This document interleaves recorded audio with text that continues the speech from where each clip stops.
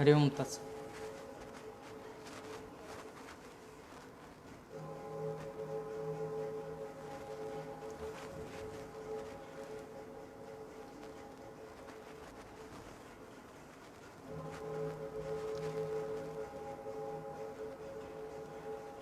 हरि ओम।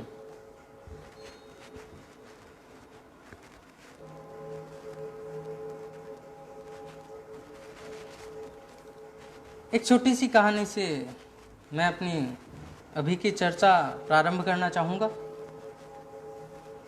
एक सुबह की बात है।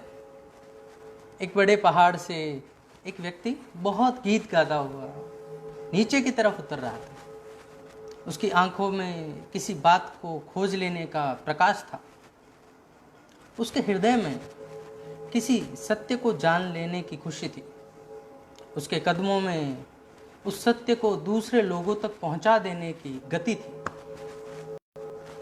वह बहुत उत्साह से भरा हुआ था और बहुत आनंदित प्रतीत हो रहा था। अकेला था पहाड़ के रास्ते पर और नीचे मैदानों की तरफ उतर रहा था। बीच में उसे एक बूढ़ा आदमी मिला जो कि पहाड़ की तरफ ऊपर की ओर चढ़ रहा था।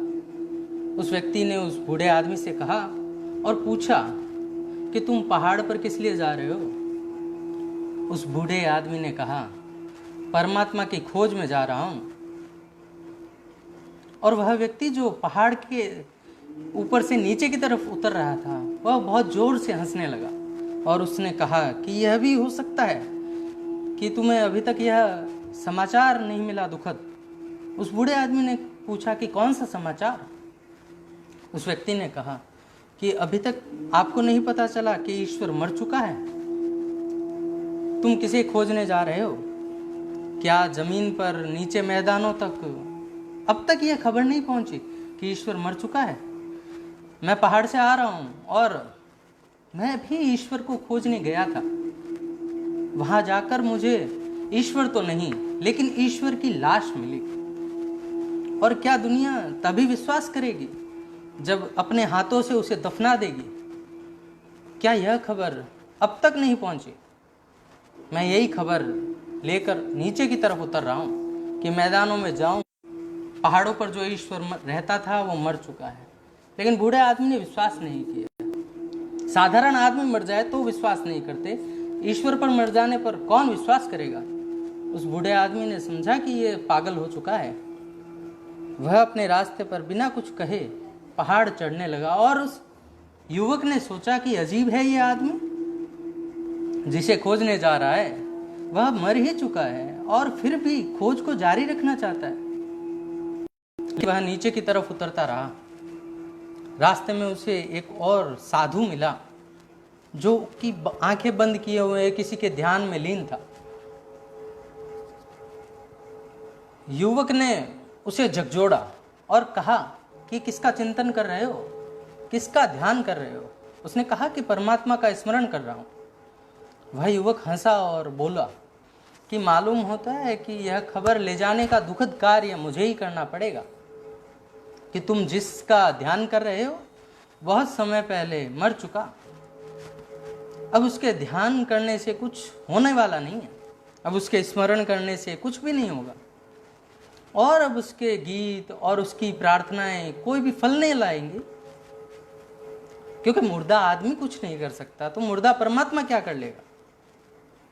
और वह युवक और नीचे उतरा और उसी पहाड़ पर हमारी भी मुलाकात उस व्यक्ति से हुई। वही मैं आपसे कह रहा हूँ। उस आदमी ने मुझसे भी पूछा कि कहाँ जा रहे हो। इसके पहले कि मैं उसको कोई उत्तर देता, मैंने उससे पूछा कि तुम कहाँ जाते हो। उसने कहा एक खबर मेरे पास है और उसे दुनिया को मुझे कहना है। और उसने मुझे कहा कि ईश्वर मर गया है। क्या आपको पता चला? मैंने उस आदमी को कहा कि मेरे पास भी एक खबर है और वह मुझे दुनिया को कहनी है। और क्या तुम्हें पता है कि जो ईश्वर मरा है वह ईश्वर था ही नहीं। एक झूठा ईश्वर मर गया है और कुछ लोग उस झूठे ईश्वर के जिंदा होने के ख्याल में हैं और कुछ लोग उस झूठे ईश्वर के मर जाने के ख्याल में, लेकिन जो सच्चा ईश्वर है वह अब भी है और हमेशा रहेगा। तो मैंने उससे कहा कि तुम एक खबर दुनिया को कहना चाहते हो और मैं भी एक खबर कहना चाहता हूं, जो कि जो मर गया है वो सच्चा ईश्वर था नहीं, क्योंकि जो मर सकता है वह जीवित ही न रहा होगा। जीवन का मृत्यु से कोई संबंध नहीं है। यह जीवन है यहाँ या वहाँ, मृत्यु कहाँ? मृत्यु नहीं हो सकती वहाँ। और जहाँ मृत्यु हो, जानना कि जीवन भ्रामक था और झूठा था, कल्पित रहा होगा। मृत्यु ही सत्य रही होगी। वह जो मरा हुआ है वही केवल मरता है। जो जीवित है उसको मारने का कोई उपाय नहीं, उसके मरने की कोई संभावना नहीं। जीवन के मर जाने से ज्यादा असंभव और कोई बात हो नहीं सकती। और ईश्वर तो समग्र जीवन का नाम है। वह आदमी सबको कहता फिरता है। जरूर आपसे भी उसने यह बात कही होगी कि ईश्वर मर चुका है। बहुत तरकीबें हैं इस बात को कहने के लिए, बहुत से रास्ते हैं, बहुत सी व्यवस्थाएं हैं, बहुत ढंगों से यह खबर आप तक भी निश्चित ही पहुंची होगी कि ईश्वर मर गया है। मैं आपको दूसरी बात कहना चाहता हूं कि जो ईश्वर मर चुका है वह जिंदा ही नहीं था। कुछ लोगों ने उसे झूठा ही जीवन दे रखा था। और अच्छा हुआ कि वह मर गया, और अच्छा हुआ होता कि वह कभी पैदा ही न होता, और अच्छा हुआ होता कि वह बहुत पहले मर गया होता।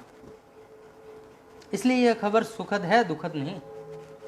लोगों ने आपसे बहुत रूपों में कहा होगा कि धर्म की मृत्यु हो गई, तो यह तो बहुत अच्छा ही हुआ, क्योंकि जो धर्म मर सकता है वह मर ही जाना चाहिए। उसे जिंदा रखने की कोई जरूरत भी नहीं है। और जब तक झूठा धर्म जिंदा रहेगा या कि और झूठा ईश्वर जीवित मालूम पड़ेगा, तब तक सच्चे ईश्वर को खोजना बहुत कठिन है। क्योंकि सच्चे ईश्वर और हमारे बीच में एक झूठा ईश्वर खड़ा है। झूठे ईश्वर के अतिरिक्त और कोई नहीं खड़ा। मनुष्य के और परमात्मा के बीच में एक झूठा ईश्वर खड़ा है, झूठा धर्म खड़ा है। मनुष्य और धर्म के बीच में अनेक झूठे धर्म खड़े हैं। वे गिर जाएं, वे जल जाएं, वे नष्ट हो जाएं, तो मनुष्य की आंखें उसकी तरफ उठ सकती है जो कि सत्य है और परमात्मा है। तो कौन सा ईश्वर झूठा है? मंदिरों में जो पूजा जाता है, मस्जिदों में जो पूजा जाता है, गिरजाघरों में जो पूजा जाता है, वह ईश्वर झूठा है। वह इसलिए झूठा है क्योंकि उसका निर्माण मनुष्य ने किया है। मनुष्य और ईश्वर को बनाए, इससे ज्यादा झूठी और कोई बात हो नहीं सकती। ईश्वर ने मनुष्य को बनाया होगा, यह तो हो भी सकता है, इस पर हमें कोई चर्चा नहीं करनी। लेकिन यह कैसे हो सकता है कि मनुष्य और ईश्वर बनाए? लेकिन जितने प्रकार के मनुष्य हैं उतने ही प्रकार के ईश्वर हमने ईजाद कर लिए हैं, निर्मित कर लिए हैं। और जितने प्रकार के मनुष्य हैं उतने ही प्रकार के फिर मंदिर हैं, मस्जिदें हैं, गिरजाघर हैं, और न मालूम इस प्रकार के सभी नाम हम सब ने मिलकर न मालूम कितने प्रकार के ईश्वर ईजाद कर लिए। ये ईश्वर निश्चित ही झूठे हैं। ईश्वर ईजाद नहीं किया जा सकता, इन्वेंट नहीं किया जा सकता। कोई उसे न तो पत्थर के द्वारा निर्मित कर सकता है, और न शब्दों के द्वारा, और न रंगों के द्वारा, और न कोई रेखाओं के द्वारा। क्योंकि जो भी हम निर्मित कर सकते हैं वह हमसे भी कच्चा और हमसे भी ज्यादा झूठा और हमसे भी ज्यादा क्षणभंगुर होगा। मनुष्य ईश्वर निर्मित नहीं कर सकता, हाँ, लेकिन ईश्वर को उपलब्ध कर सकता है। मनुष्य ईश्वर की इजाद नहीं कर सकता, लेकिन ईश्वर का आविष्कार कर सकता है। इन्वेंट नहीं कर सकता, डिस्कवर कर सकता है। मनुष्य ने जितने भी ईश्वर इजाद किए हैं वे सब झूठे हैं। और इन्हीं ईश्वरों के कारण, इन्हीं धर्मों के कारण एक धर्म का या कि कहीं कोई सच्चे धर्म का कहीं कोई पता नहीं मिलता। जहां भी जाओगे कोई ईश्वर बीच में आ जाएगा और कोई ना कोई धर्म बीच में आ जाएगा, और धर्म से आपका कोई संबंध ना हो सकेगा। हिंदू बीच में आ जाएगा, ईसाई और मुसलमान और जैन और बौद्ध, कोई ना कोई बीच में आ जाएगा। कोई ना कोई दीवार खड़ी हो जाएगी, कोई ना कोई पत्थर बीच में आ जाएगा और द्वार बंद हो जाएंगे। और ये द्वार परमात्मा से तो मनुष्य को दूर करते ही हैं, मनुष्य को भी, मनुष्य और मनुष्य को तोड़ देते हैं। मनुष्य को करने वाला अलग कौन है? एक मनुष्य और दूसरे मनुष्य के बीच कौन सी दीवारें हैं? पत्थरों की, मकानों की? ना ना ना, मंदिरों की, मस्जिदों की, धर्मों के, शास्त्रों के, जो एक एक मनुष्य को दूसरे मनुष्य से अलग किए हुए हैं। और स्मरण रहे कि मनुष्य और मनुष्य से जिसको जो दूर कर दे, वो मनुष्य को परमात्मा से कैसे मिलाएगा? यह तो असंभव है। अगर मैं आपसे दूर हो जाता हूं तो यह कैसे संभव है कि जो चीज मुझे आपसे दूर कर देती हो वह मुझे उससे जोड़ दे जो कि सबका नाम है? यह असंभव है। लेकिन इसी तरह का ईश्वर, इसी तरह का धर्म हजारों हजारों वर्षों से मनुष्य के मन पर छाया हुआ है। और यही कारण है कि 5000 6000 वर्षों के चिंतन, मनन, निधिध्यासन, निरंतर ध्यान के भी जीवन में धर्म का कोई अवतरण नहीं हुआ। एक मिथ्या धर्म और हमारे बीच में खड़ा है। ये नास्तिक नहीं रोक रहे धर्म को, और न वैज्ञानिक रोक रहे हैं, और न भौतिकवादी रोक रहे हैं। रोक रहे हैं वे लोग जिन्होंने धर्मों की इजाद कर ली है। और तब हम उन इजाद किए हुए किसी न किसी धर्म में की दीवारों में आबद्ध हो जाते हैं, कारागृह में बंद हो जाते हैं, और हमारे चित्त परतंत्र हो जाते हैं और उस स्वतंत्रता को खो देते हैं जो कि सत्य की खोज की पहली शर्त है। ऐसा ईश्वर मर गया है और मर जाना चाहिए। न मरा हो तो जिन लोगों को भी ईश्वर से प्रेम है वे उन्हें सहायता करनी चाहिए कि ये मर जाए, कि उसे दफना दिया जाना चाहिए, जला दिया जाना चाहिए। अगर समय रहते यह न हो सका तो सच्चे धर्म के अभाव में मनुष्य का क्या होगा, यह कहना बहुत कठिन है। यह बहुत दुर्भाग्यपूर्ण है कि वह घोषणा करने और उस दिन की कल्पना करने वाली मन को कंपित कर देने वाली है। आज भी मनुष्य का क्या हो गया है? आज भी मनुष्य क्या है? और अगर पशु पक्षियों में होश होगा तो वे आदमी को देखकर जरूर हंसते होंगे, उन्हें हंसी आती होगी। डार्विन ने समझाया था लोगों को कि मनुष्य जो है वो बंदर का विकास है, लेकिन एक बंदर ने हमें बताया कि मनुष्य जो है वो बंदर का पतन है। डार्विन समझ नहीं पाया होगा। बंदर हंसते हैं आदमी को देखकर और सोचते हैं कि यह उनका पतन है, यह कुछ बंदर भटक गए हैं और आदमी हो गए हैं। और सच में हम पेड़ों से नीचे उतर गए तो नीचे उतरना तो निश्चित ही पतन का कारण है। और डार्विन को ख्याल था कि हम बंदरों के विकास है, यह केवल आदमी के अहंकार की भूल है। एक बंदर ने हमें बताया यह जो आदमी की आज स्थिति है यह कल और क्या होगी, और कौन इस स्थिति को ऐसी बनाए हुए है। स्मरण रखिए, बीमारियों से भी ज्यादा घातक वे दवाइयां होती है जो कि झूठी हो। ध्यान रखिए, समस्याओं से भी ज्यादा खतरनाक वे समाधान हो जाते हैं जो कि सच्चे ना हो, क्योंकि समस्या तो एक तरफ बनी रहती है और समाधान दूसरी समस्याएं खड़ी करता रहता है। इधर 5000 वर्षों में धर्म के नाम पर जो कुछ हुआ है उससे जीवन की कोई समस्या हल नहीं हुई, बल्कि और नई नई समस्याएं खड़ी हुई है। और हर समाधान यदि नई समस्याएं खड़ी कर देता हो तो ऐसे समाधानों से विदा लेने का समय अभी आ गया है। उन्हें विदा दे देनी चाहिए।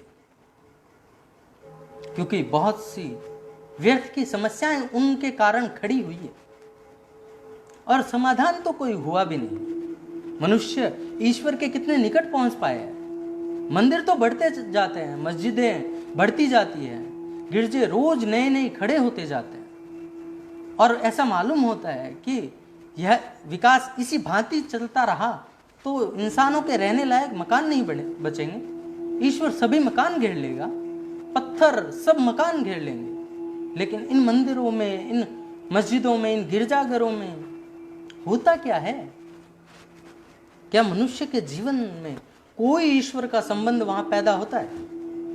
क्या मनुष्य के जीवन में कोई क्रांति वहां घटित होती है? और क्या मनुष्य के जीवन का दुख और अंधकार वहां दूर होता है? क्या मनुष्य के जीवन में हिंसा और घृणा वहां समाप्त होती है? क्या मनुष्य के जीवन में प्रेम और प्रार्थनाएं के गीत वहां पैदा होते हैं? क्या कोई सौंदर्य और क्या कोई सौंदर्य के फूल मनुष्य के हृदय पर वहां पैदा होते हैं? नहीं, बिल्कुल नहीं। बल्कि वहां मनुष्य और मनुष्य के बीच घृणा पैदा होती है, क्रोध और हिंसा पैदा होती है। आज तक जितने संघर्ष, युद्ध और खूनपात मंदिरों, मस्जिदों के नाम पर और मूर्तियों के नाम पर हुआ है और किसी चीज के नाम पर नहीं हुआ। और मनुष्य की जितनी हत्या मनुष्य के द्वारा निर्मित धर्म स्थानों को लेकर हुई और किसी बात से हुई है। अगर हम अब भी इस बात को कहे चले गए कि हम इन्हीं स्थानों को धर्म स्थान मानते रहेंगे तो निश्चित मानिए धर्म के अवतरण की फिर कोई संभावना नहीं है। एक छोटी सी कहानी हमें स्मरण आ रही है, वह मैं आपसे कहना चाहूंगा। एक चर्च के द्वार पर सुबह सुबह, एक मंदिर के द्वार पर या कि एक मस्जिद के द्वार पर सुबह सुबह एक आदमी ने आकर दस्तक दी।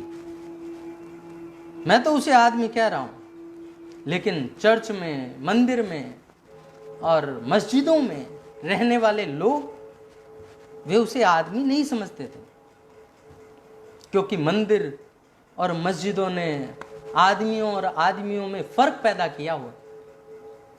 वह आदमी काले रंग का था, जो आप क्षुद्र मान लीजिए, और जिनका मंदिर था और जिनका परमात्मा था और जिनकी मस्जिद थी वे सफेद रंग के लोग थे। उस मंदिर के पुरोहित ने, उस मस्जिद के मौलाना ने उस काले आदमी को कहा कि यहाँ कैसे आए, और उसने कहा कि मैं परमात्मा की खोज में आया हूं। उस पुरोहित ने, उस मौलाना ने उसे नीचे से ऊपर तक देखा। काला आदमी है, क्षुद्र व्यक्ति है और सफेद आदमियों के परमात्मा के मंदिर में आया है। यह बिल्कुल समझने वाली बात नहीं है, लेकिन पुराने दिन होते तो उसने तलवार निकाल ली होती और उससे कहा होता कि यहां से हट जाओ, तुम्हारी छाया पड़नी भी खतरनाक है।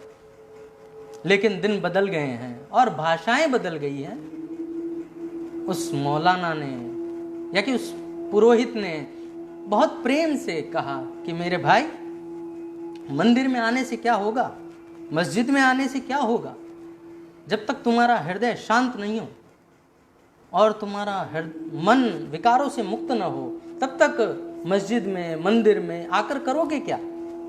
परमात्मा तो केवल उन्हें मिलता है जिनके हृदय शांत होते हो और विकारों से मुक्त होते हो। तो तुम जाओ, पहले हृदय को पवित्र करो और फिर आना। उस मौलाना ने, उस पुरोहित ने सोचा होगा कि न होगा हृदय पवित्र और न यह वापस आएगा, लेकिन यह बात उसने कभी सफेद चमड़ी के लोगों से कभी भी नहीं कही। यह तो इस आदमी को इस मंदिर से दूर रखने की उपाय थे। वह काला आदमी चला गया। कई महीनों के बाद रास्ते के चौराहे पर उस पुरोहित को वह दिखाई पड़ा। वह बहुत मगन, बहुत आनंदित, और उसकी आंखों में कोई रोशनी झलक रही थी। उस पुरोहित ने, उस मौलाना ने पूछा, पादरी ने पूछा कि तुम दोबारा नहीं आए? उसने कहा कि मैं करता क्या, मैंने मन को पवित्र करने की कोशिश की, मुझसे जो बन पड़ सकता था वह मैंने किया, मैं शांत हुआ, मैंने एकांत को खोजा। और एक दिन रात परमात्मा ने मुझे सपने में दर्शन दिए और उसने कहा कि तू किस लिए पवित्र होने की कोशिश कर रहा है। मैंने उनसे कहा कि वह जो मंदिर है हमारे गांव का, या कि मस्जिद है, या कि जो चर्च है, मैं उसमें प्रवेश पाना चाहता हूँ। और उसके पुरोहित ने कहा है, उसके पादरी ने कहा है कि पहले पवित्र हो जाओ, तब आने के लिए द्वार खुल सकेंगे। परमात्मा यह सुनकर हंसने लगा और उसने कहा कि तू बिल्कुल पागल है, कोशिश छोड़ दे। पिछले 10 साल से तो मैं खुद ही उस मंदिर में, उस चर्च में घुसने की कोशिश कर रहा हूँ। वहाँ के पादरी, वहाँ के पुजारी मुझे घुसने नहीं देते। मैं खुद ही सफल नहीं हो सका और निराश हो गया उनसे। तू भी वहाँ प्रवेश नहीं कर पाएगा। और यह एक मंदिर के बाबत बात नहीं है, सभी मंदिरों के बाबत बात है। और यह कोई एक मस्जिद के बाबत बात नहीं है, सभी मस्जिदों के बाबत बात है। और यह बात कोई एक चर्च के बाबत नहीं है, एक पुजारी के बाबत नहीं है, एक मौलाना के बाबत बात नहीं है, सभी पुजारियों, सभी पादरियों के बाबत बात है। जहाँ भी मंदिर है, जहाँ भी मस्जिद है, जहाँ भी गिरजा घर है और जहाँ भी पुजारी है, जहाँ भी, वहाँ उन्होंने परमात्मा को कभी प्रवेश पाने नहीं दिया और न वे पाने देंगे, क्योंकि परमात्मा और पुजारी दोनों एक साथ रह नहीं सकते, चल नहीं सकते। परमात्मा तो प्रेम है और पुजारी व्यवसाय। प्रेम और व्यवसाय का क्या संबंध? जहां पुजारी है वहां दुकान है, वहां मंदिर कैसे हो सकता है? लेकिन अपनी उन दुकानों को उन्होंने मंदिर मस्जिद बना रखे हैं। उन दुकानों के ग्राहकों को दूसरी दुकानों के खिलाफ बहुत घृणा से भर रखा है,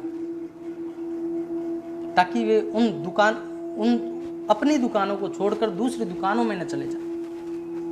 इसलिए एक मंदिर दूसरे मंदिर के विरोध में है, एक मस्जिद दूसरी मस्जिद के विरोध में है, और एक मंदिर का परमात्मा दूसरे मंदिर के परमात्मा के विरोध में है।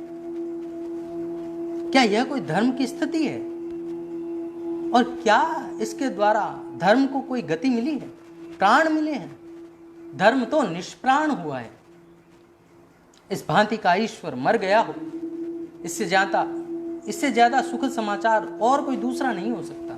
लेकिन अगर वो मर भी गया हो तो पुजारी ये खबर आपको पता नहीं चलने देंगे, क्योंकि यह आपको पता चल जाना बहुत खतरनाक होगा। इसलिए वह उस मरे हुए ईश्वर के आसपास भी मंत्र पढ़ते रहेंगे, कुरान पढ़ते रहेंगे, पूजा करते रहेंगे, अजान करते रहेंगे। इसलिए नहीं कि परमात्मा से उन्हें बहुत प्रेम है, बल्कि इसलिए कि उनके जीवन की आधारशिला वही है, वही पूजा, इसी से वे जीते हैं, यही उनकी आजीविका बन रखा है। और जिन लोगों ने परमात्मा को आजीविका बनाया, उन लोगों ने ही मनुष्य को परमात्मा से दूर करने के उपाय किए हैं। तो जहां भी परमात्मा आजीविका बन गया है, जान लेना कि वहां परमात्मा नहीं है। परमात्मा प्रेम है और प्रेम का व्यवसाय हो नहीं सकता, उसकी आजीविका नहीं हो सकती। प्रार्थना बेची नहीं जा सकती और प्रार्थना दूसरे के लिए की भी नहीं जा सकती। और प्रेम में कोई मध्यस्थता नहीं होती और न कोई दलाल होता है। जहां दलाल हो और मध्यस्थता हो, वहां प्रेम असंभव है। वहां सौदा होगा, बार्गेनिंग होगी, प्रेम नहीं हो सकता। प्रेम सीधा होता है, प्रेम के बीच में कोई मौजूद नहीं होता। परमात्मा और मनुष्य के बीच में जिस दिन से पुजारी, पादरी और इस तरह के सभी नाम मौजूद हुए हैं, उसी दिन से सारी बात खराब हो गई है। ऐसा परमात्मा मर जाए, इससे ज्यादा सुखद और शुभ कुछ भी नहीं है, क्योंकि ऐसा परमात्मा कभी जिंदा ही नहीं। और इसकी मृत्यु से ही उस परमात्मा के जीवन की तरफ हमारी आंखें उठ सकती है, जो कि वस्तुतः जीवन है, या कि महाजीवन है, परम जीवन है। हिंदू, मुसलमान, ईसाई और जैन और बौद्ध और इस तरह के सभी नाम दुनिया से विदा हो जाने चाहिए, तो दुनिया में धर्म का जन्म हो सकता है। इसी भांति शास्त्रों, शब्दों और सिद्धांतों का ईश्वर भी मर गया है, वह भी कोई सच्चा ईश्वर नहीं है। शब्द, शास्त्र और सिद्धांत मनुष्य के चित्त और बुद्धि के अनुमानों से ज्यादा कुछ भी नहीं है। वे अंधेरे में फेंके गए उन तीरों की भांति है, जो लग भी जाए तो उनके लगने का कोई अर्थ नहीं है। उनका लग जाना बिल्कुल संयोगिक है। मनुष्य सोचता रहा है जीवन में जहां जहां अज्ञान और अंधेरा है, मनुष्य विचार करता रहा है, अनुमान करता रहा है।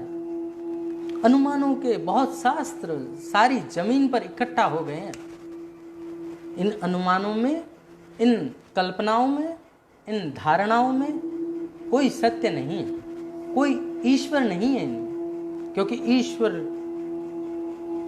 तो वहीं शुरू होता है जहां पर सब अनुमान, सब विचार, सब धारणाएं शांत हो जाती हो, जहां चित्त मौन और निर्विचार को उपलब्ध हो जाए, वहीं वह सत्य को जान लेने में समर्थ है। जहां सारे शास्त्र शून्य हो जाते हो, वहीं उसका उद्घाटन होता है जो कि सत्य है। इसलिए शब्दों में जो भटके हो, शब्द को जिसने पकड़ रखा हो, शास्त्र को जिन्होंने अपनी ही आत्मा समझ रखी हो, उनका सत्य से कोई संबंध न हो सकेगा। अनुमान करने में मनुष्य की बुद्धि प्रखर है, तीव्र है, और अनुमानों के द्वारा अपने अज्ञान को ढक लेने में भी हम बहुत होशियार हैं। जहां जहां अज्ञान है वहां हम अनुमान कर लेते हैं, कोई कल्पना कर लेते हैं, और धीरे धीरे उस कल्पना पर विश्वास करने लगते हैं। क्यों? क्योंकि उस कल्पना पर विश्वास कर लेने से हमारे अज्ञान का बोध नष्ट हो जाता है। हमें लगता है कि हम जानते हैं। जिस मनुष्य को यह लगता हो कि मैं जानता हूं ईश्वर को, कि सत्य को, वह ईश्वर को कभी जान नहीं सकेगा।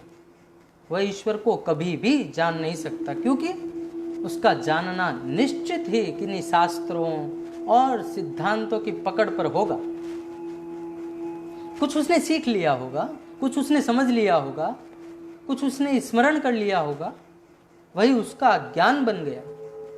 ऐसा ज्ञान नहीं, बल्कि ऐसा ज्ञान कि मैं जीवन सत्य के संबंध में कुछ भी नहीं जानता, और इस बात का बोध कि मुझे जीवन सत्य के संबंध में कुछ भी पता नहीं है, कुछ भी ज्ञात नहीं।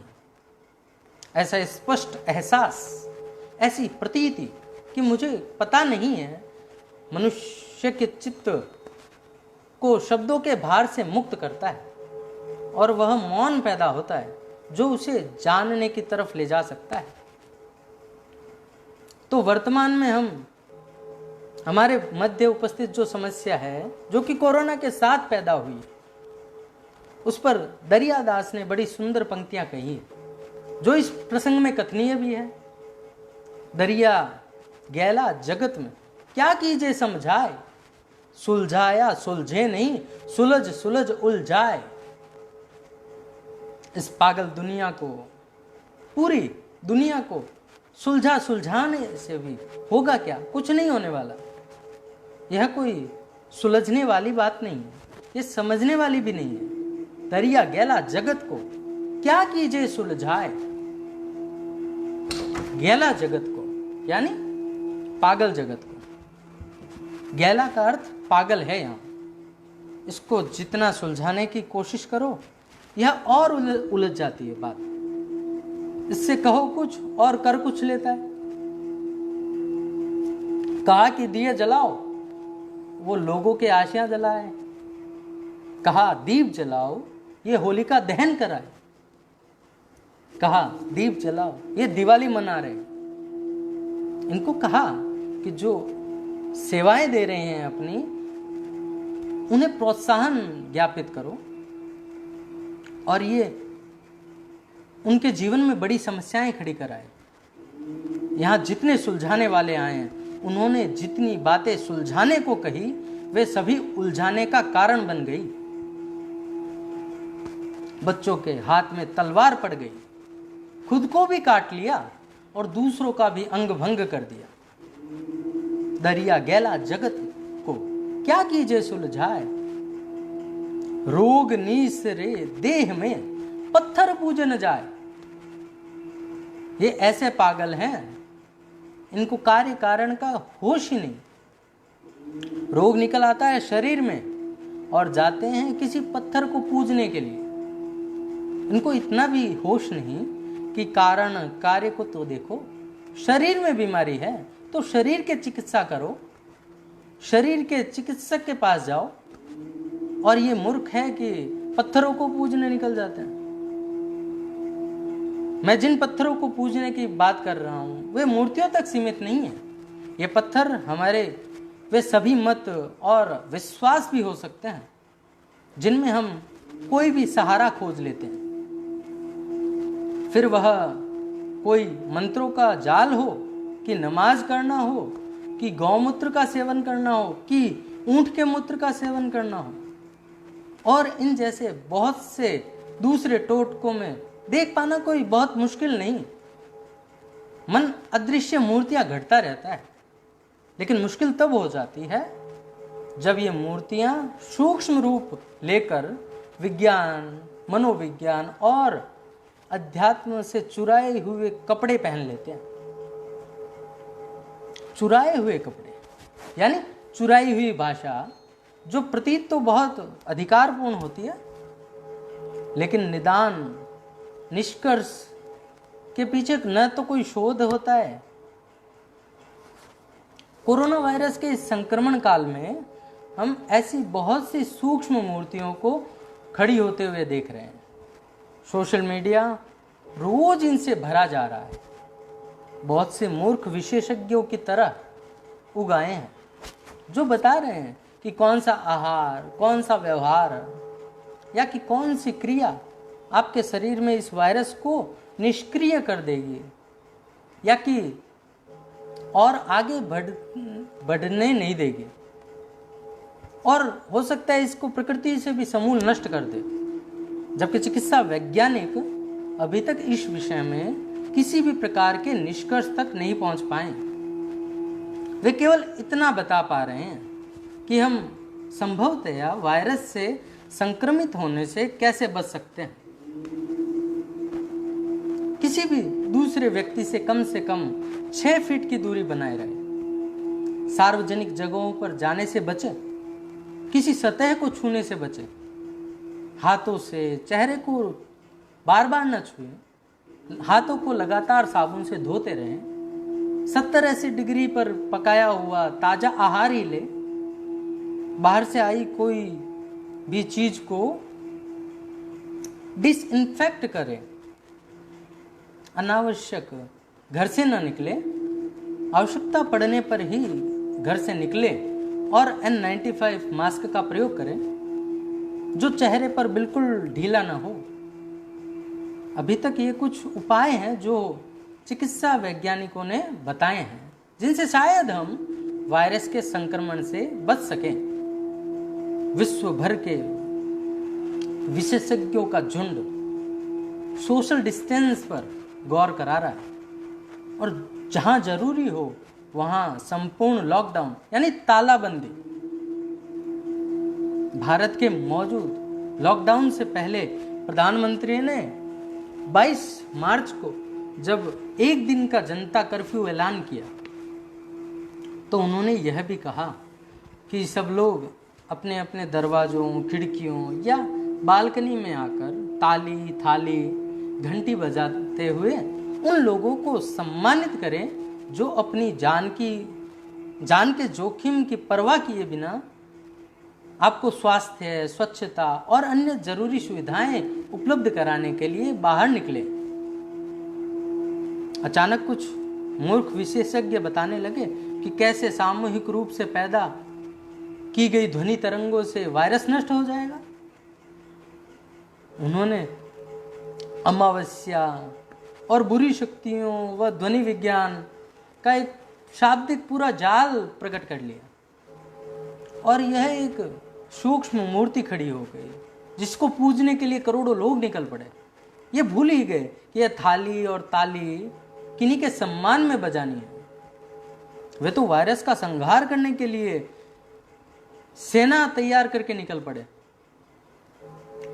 और हमने देखा था कैसे थालियों को पीट पीट कर अधमरा कर दिया था, कैसे सड़कों पर भीड़ इकट्ठी हो गई थी और पटाखे फोड़े गए, कैसे लोग उन्माद में आकर बर्तनों को पीट पीट कर गो कोरोना गो ऐसा कुछ चिल्ला रहे थे, कैसे लोग सोशल डिस्टेंस को जीभ चिढ़ाते हुए हाथ पकड़ पकड़ कर नाच रहे थे, जैसे मानो कोरोना वायरस पर विजय प्राप्त कर ली।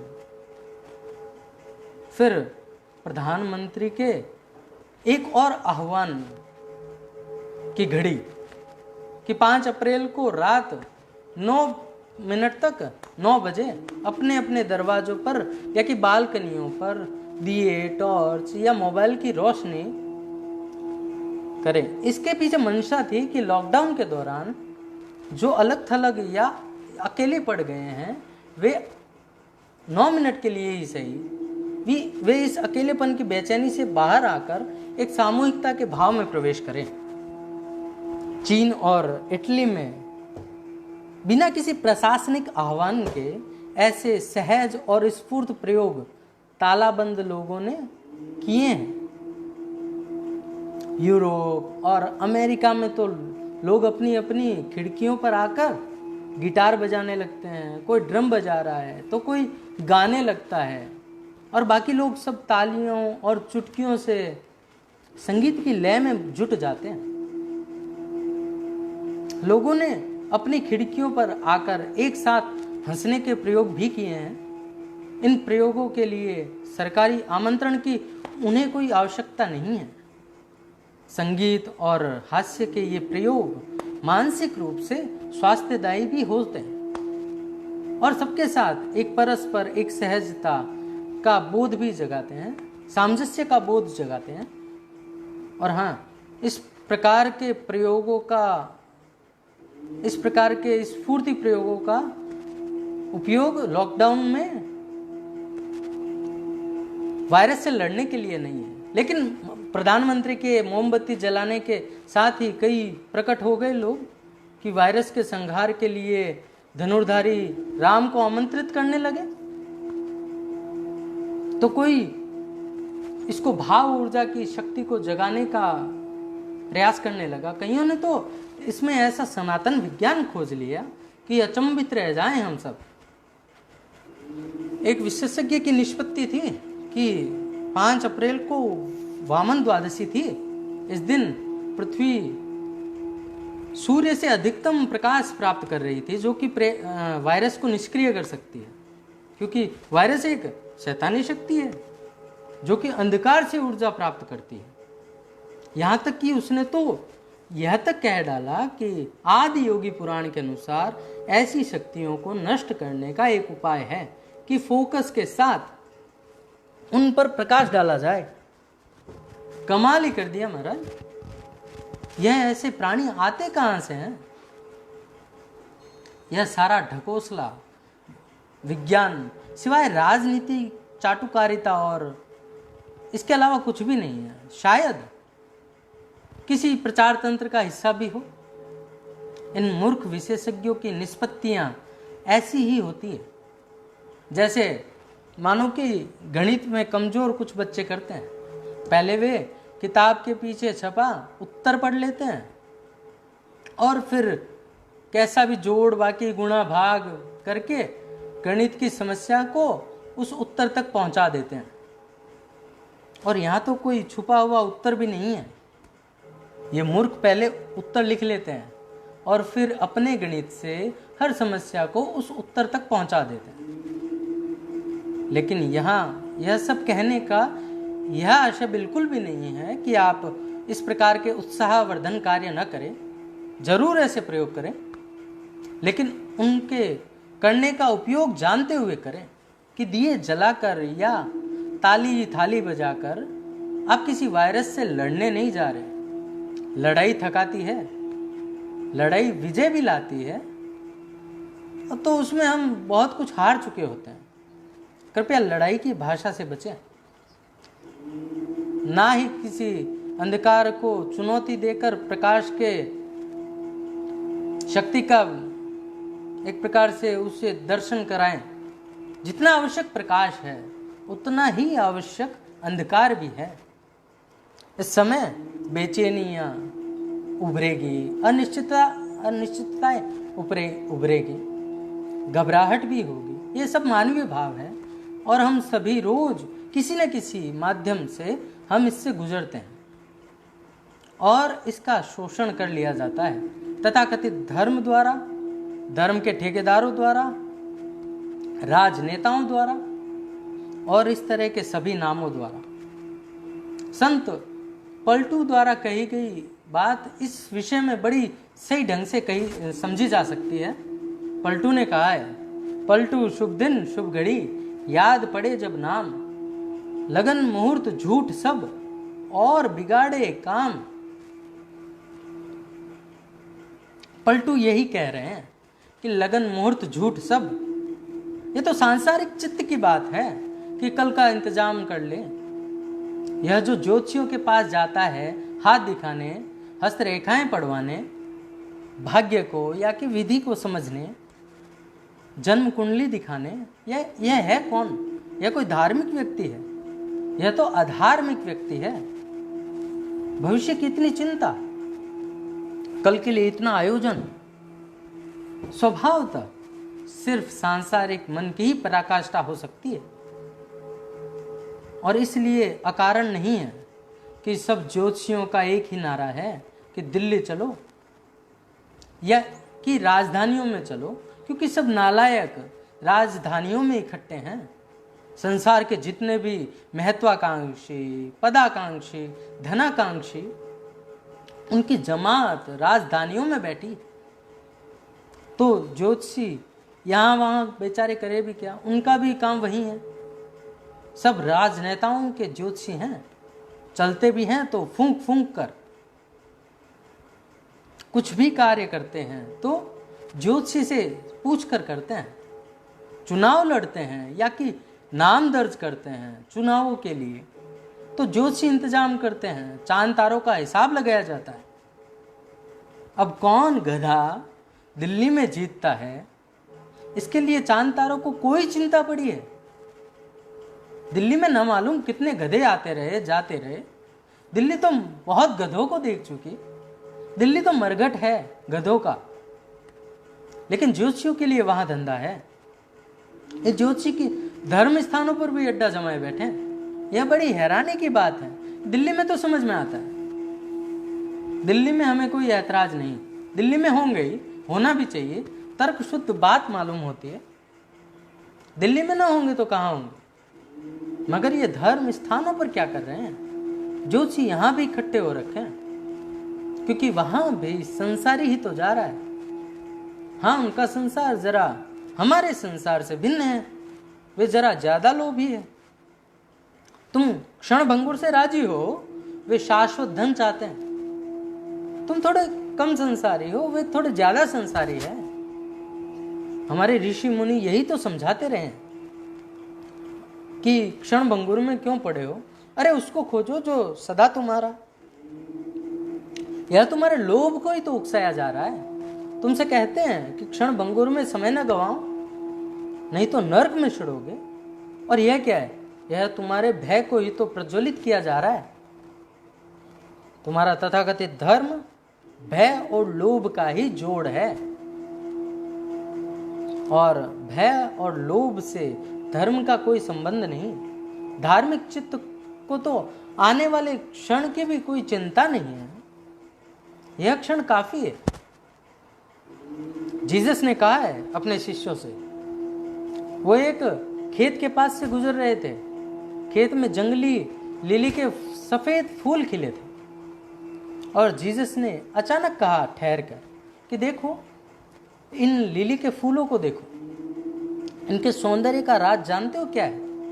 इनकी सुगंध का रहस्य पहचानते हो क्या है?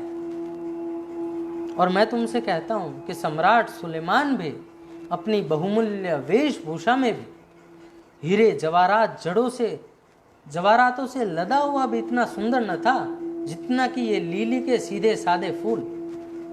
इनके सौंदर्य की महिमा अद्वितीय है, अतुलनीय है। क्या है राज इनके सौंदर्य का कि सुलेमान को हरा दे।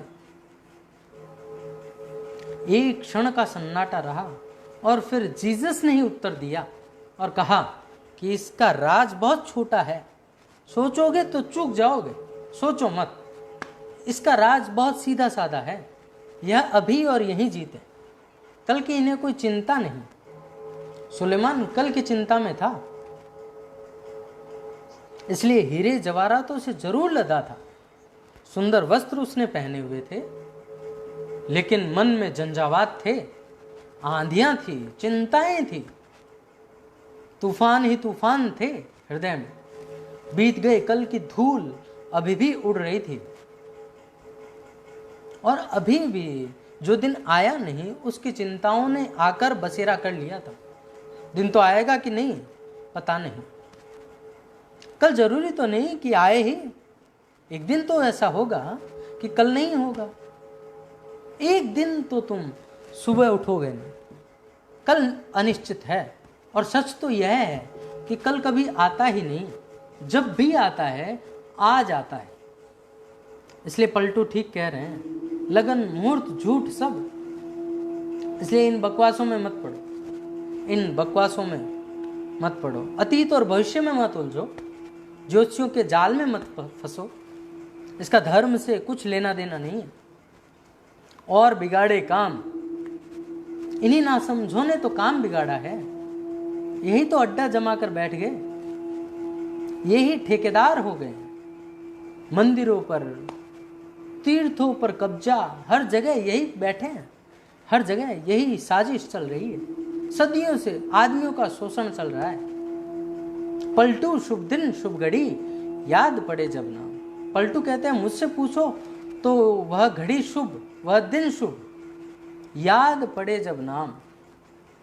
जब प्रभु की स्मृति आ जाए, याद पड़े जब नाम, जब उसकी याद से दिल नाच उठे, डोल उठे, जैसे हवा का झोंका आए या बेवजह किसी मरीज को करार आ जाए, जैसे अचानक वसंत आ जाए, फूल खिल जाए।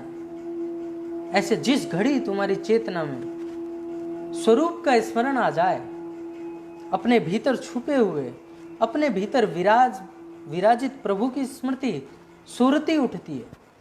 ध्यान का जब जन्म होता है तुम्हारे भीतर, पलटू शुभ दिन शुभ घड़ी याद पड़े जब नाम। ध्यान की वह शुभ घड़ी, सुरती का वह अपूर्व अवसर, वही सब कुछ है, वही लगन, वही मुहूर्त। लेकिन वह परम अवसर केवल वर्तमान में घटित होता है, न बीते कल में और न आने वाले किसी कल में। अभी हो सकता है, अभी या फिर कभी नहीं। आज के लिए बस इतना ही, और संभव होगा तो फिर आने का प्रयास करेंगे। और सुरक्षित रहिए, घर पर रहिए, हाथों को बार बार धोइए और किसी अभक्ष्य वस्तुओं का आहार न लें, शाकाहारी रहें, थोड़े आध्यात्मिक बने। और इस काल में अपनी सुरक्षा, जगत की सुरक्षा, स्वयं की सुरक्षा ही जगत की सुरक्षा होगी। शुचिता रखें अपने आसपास, स्वच्छता रखें। और इसी के साथ हरिओम तत्सत।